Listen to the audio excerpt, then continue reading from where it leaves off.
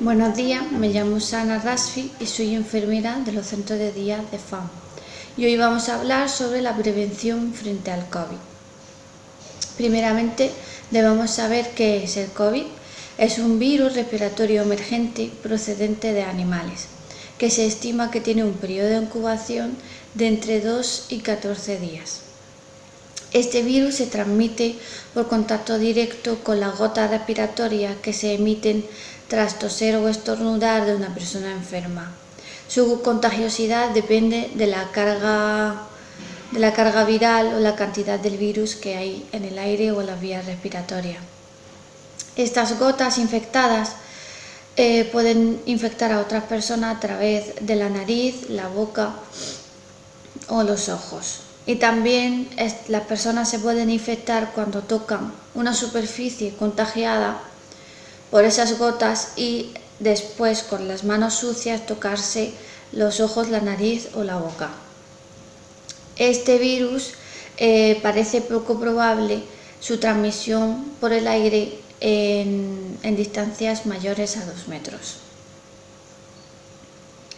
¿Qué daño puede producir el virus? La enfermedad del COVID-19 es notablemente leve y moderada en un 80% de los casos y el 15% de los casos puede ingresar o necesidad de atención hospitalizada y de ese 15% el 5% pueden necesitar cuidado intensivo.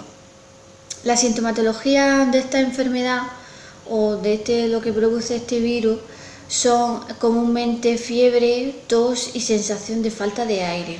En otros casos también se puede disminuir el sentido del olfato del gusto, se pueden notar escalofríos, dolor de garganta, dolor de cabeza, debilidad general, diarrea o vómitos. En los casos más graves, la infección puede llegar a causar neumonía, dificultad importante para respirar, un fallo renal e incluso puede llegar a la muerte. Los casos más graves generalmente ocurren en personas de edad avanzada o que padecen alguna enfermedad crónica, como pueden ser enfermedad del corazón, enfermedades pulmonares o inmunodeficiencia. El tiempo medio de inicio de la sintomatología y hasta su recuperación puede durar de 2 semanas cuando la persona sufre una enfermedad leve, o de 3 a 6 semanas cuando ha sido grave o crítica la situación de la persona. Este curso o esta presentación se realiza con el objetivo de dirigirse al personal sanitario y sociosanitario que puede estar expuesto a riesgos biológicos derivados de la propia actividad durante el tiempo de la pandemia del coronavirus 19. Ofrecemos una formación específica para adaptar las medidas preventivas en esta situación. Se da a conocer los riesgos laborales que pueden darse en el trabajo ante la situación de la pandemia y se da a saber la aplicación de las recomendaciones para realizar el trabajo de forma segura y evitar accidentes ante dicha exposición. Las intervenciones de la empresa en los riesgos laborales a través de los servicios de prevención frente a la exposición de este virus ha sido y es crucial, adaptando su actividad con recomendaciones y medidas actualizadas de prevención con el objetivo general de evitar el contagio. Las medidas que se llevan a cabo son medidas de carácter organizativo, de protección colectiva y protección personal, prestar atención al trabajador especialmente vulnerable o que tiene nivel de riesgo, el estudio y el manejo de los casos y de los contagios ocurridos en la empresa y la colaboración de la gestión de la incapacidad temporal. Los riesgos de exposición, hay 3 tipos de riesgos. Primeramente, la exposición de riesgo son cuando estamos en contacto con una persona contagiada, son aquellas situaciones laborales que se pueden producir cuando tenemos un contacto estrecho con una persona que está en sospecha o en caso confirmativo del virus. Las exposiciones de bajo riesgo son aquellas situaciones laborales en las que la realización de las tareas puede tener un caso positivo o confirmado o incluso un contacto estrecho con uno de ellos. Y la baja probabilidad de exposición pues son los trabajadores que no tienen atención directa al público o que esa atención se lleva a cabo con bastantes medidas de seguridad, con distancia de seguridad y con medidas de protección colectiva, como son las mamparas o de cristales, que no llega a haber un contacto directo con esas personas. Las medidas de prevención que debemos tener en cuenta pues son las medidas de carácter organizativo, que implementan las medidas necesarias para minimizar el contacto entre las personas trabajadoras y entre estas personas trabajadoras con los usuarios y entre los usuarios entre sí. En este sentido, la disposición de estos puestos de trabajo, la organización y la circulación de personas y la sustitución del mobiliario en el centro de trabajo se debe modificarse en la medida de lo posible con el objetivo de garantizar la medida de seguridad de los 2 metros. Se debe contemplar la posibilidad de redistribuir las tareas o incluso usar el teletrabajo si fuera necesario. Se debe realizar controles de acceso en las entradas y minimizar las visitas o prohibirlas. Se informará claramente a los usuarios, a los clientes de las medidas organizativas y sobre organización y cumplimiento que se llevará en el centro. De cara a las medidas de carácter individual, debemos mantener la distancia mínima de seguridad de los 2 metros en la medida de lo posible. Debemos evitar tocarnos los ojos, la nariz y la boca y ampliar las medidas de higiene respiratoria, como lo que es toser o estornudar en el codo o en un papel y desecharlo al momento. El uso de mascarilla quirúrgica, tanto de los trabajadores como de los usuarios, y siempre y cuando estamos a unas medidas de carácter individual, debemos mantener al menos 2 metros de distancia física entre las personas, no debemos tocarnos los ojos, ni la nariz ni la boca, y debemos ampliar las medidas de higiene respiratoria, como toser o estornudar en la parte interna del codo o utilizando pañuelos no reutilizables y desechar al momento. Se debe obligar el uso de mascarilla quirúrgica tanto entre los trabajadores como entre los usuarios. Debemos prohibir comer, beber, fumar en el área de trabajo y el uso de la bata de trabajo correctamente y bien abrochada. En caso de tener heridas o similares, debemos taparlo con apósitos impermeables. Evitaremos usar anillos, pulseras o collares y debemos mantener las uñas limpias y cortas, además de maximizar la higiene de las superficies y entornos que se tocan con frecuencia. Debemos aplicarle prácticas de higiene de manos con frecuencia con gel hidroalcohólico cuando tenemos las manos visiblemente sucias o con agua no visiblemente sucias, y con agua y jabón cuando tenemos las manos sucias. La higiene de manos es la medida principal de prevención y control de la infección. ¿Cuándo debemos lavarnos las manos?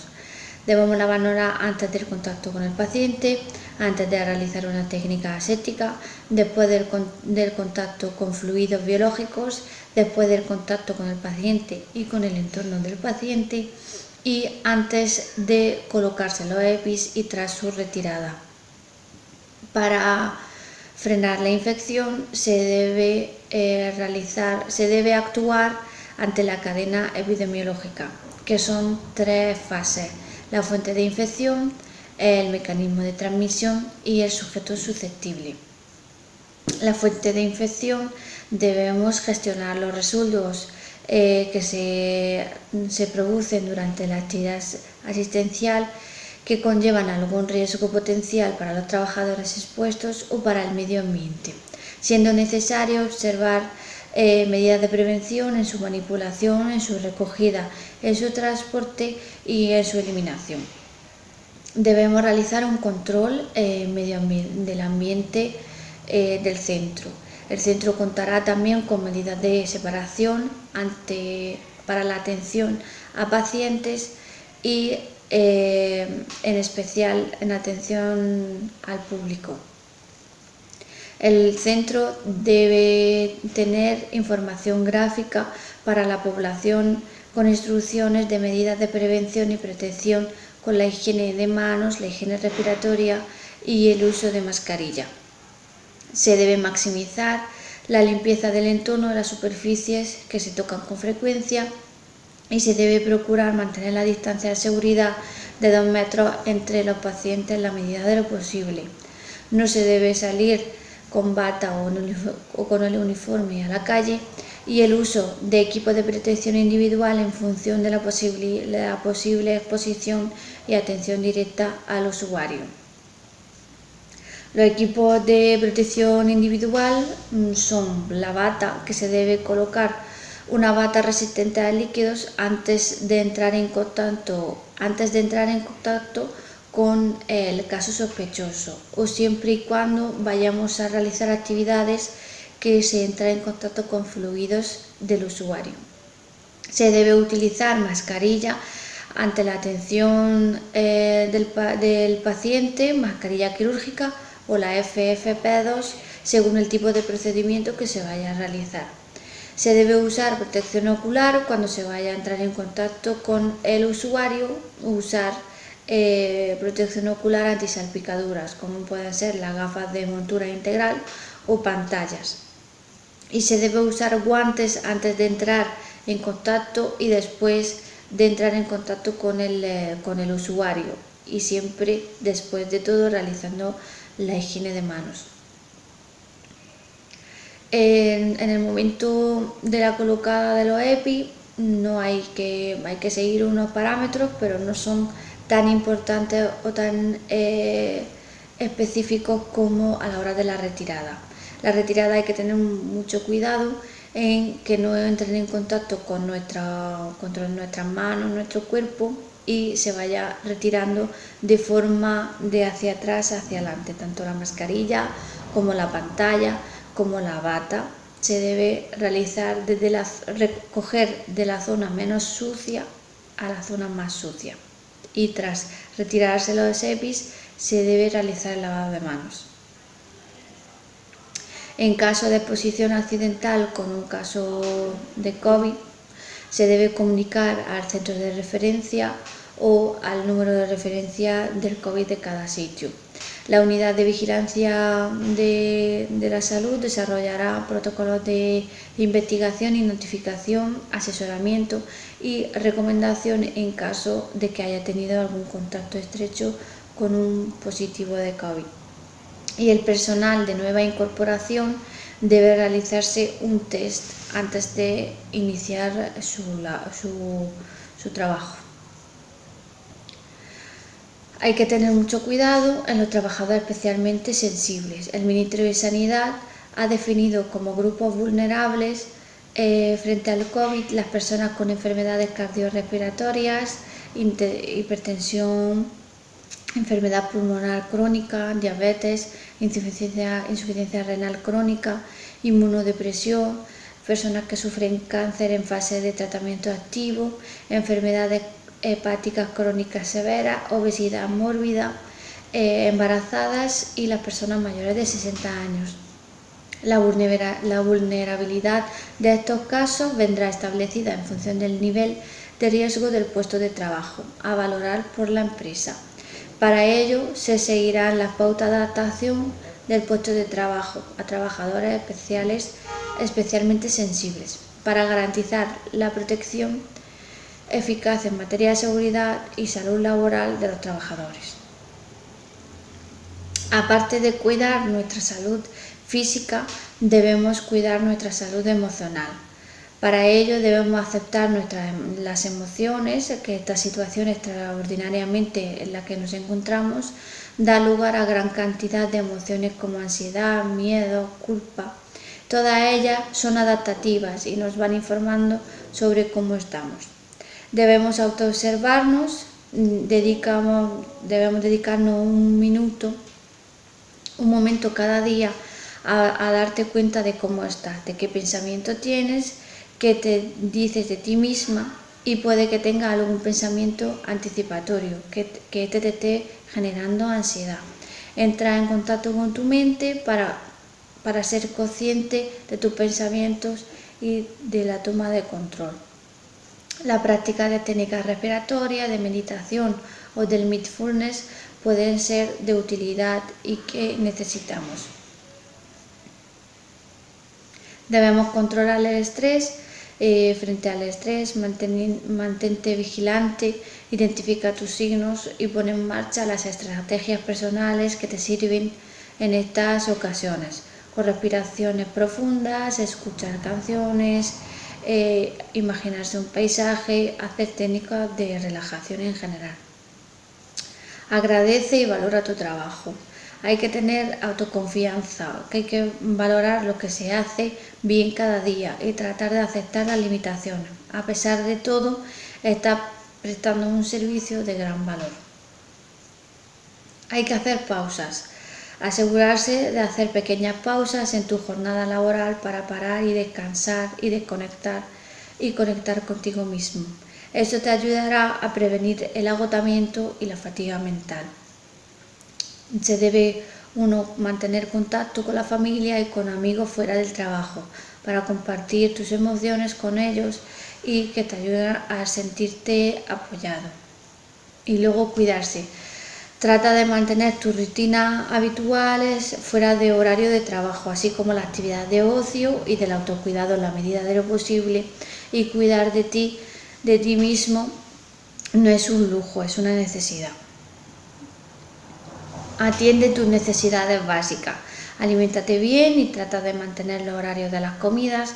Acuérdate también de beber agua, ir al baño, respetar y pide respeto hacia tu tiempo de descanso.